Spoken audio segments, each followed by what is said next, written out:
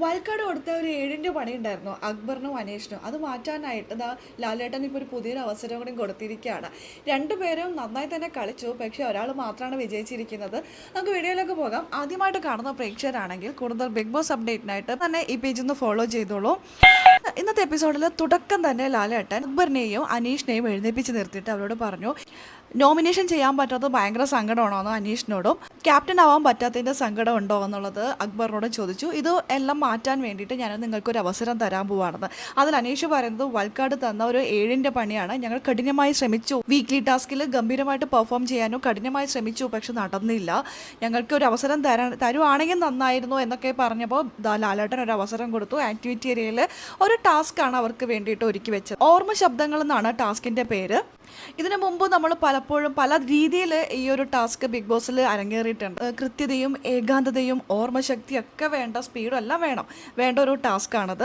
Plasma ടിവിയിൽ കുറച്ച് ചിത്രങ്ങൾ കാണിച്ചു. ലാലേട്ടൻ വന്നു, പിന്നീട് കാപ്പി വന്നു, പിന്നീട് ആംബുലൻസ്, പശു, അനീഷിൻ്റെ ശബ്ദം, പിന്നെ മണി, അങ്ങനെ കുറച്ച് 10-14 പിക്ചർ കാണിച്ചു. അതിനുശേഷം വീണ്ടും ഒരു സൗണ്ട് കേൾപ്പിച്ചു.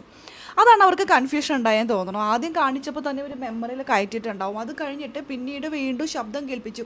ഈ ശബ്ദത്തിൻ്റെ അടിസ്ഥാനത്തിലാണ് ഇവർ തന്നിരിക്കുന്ന പിക്ചറെല്ലാം ബോർഡിൽ അറേഞ്ച് ചെയ്ത് വെക്കേണ്ടത്. അവിടെയാണ് കൺഫ്യൂഷൻ ഉണ്ടായിരുന്നത്. ആകെ കുഴഞ്ഞു മറിഞ്ഞു.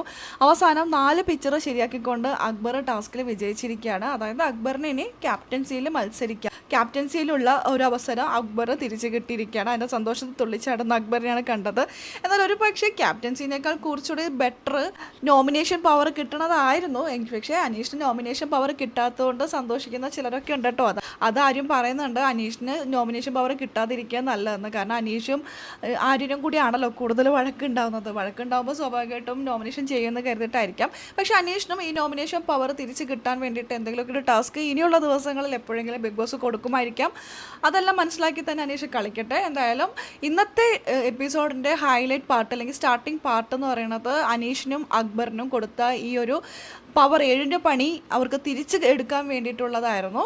അത് ഗംഭീരമായിട്ട് ലൈവിൽ കഴിഞ്ഞു. ഇനി എന്തൊക്കെയാണെന്ന് നമുക്ക് കാത്തിരുന്നതിനെ കാണാം. അപ്പോൾ അതിൻ്റെ അപ്ഡേഷനും കാര്യങ്ങളും നമ്മുടെ ഈ ചാനലിലുണ്ടാകും. ആദ്യമായിട്ട് കാണുന്ന പ്രേക്ഷകരാണെങ്കിൽ കൂടുതൽ ബിഗ് ബോസ് വിശേഷങ്ങൾക്കായിട്ട് ഈ പേജ് ഫോളോ ചെയ്തോളൂ.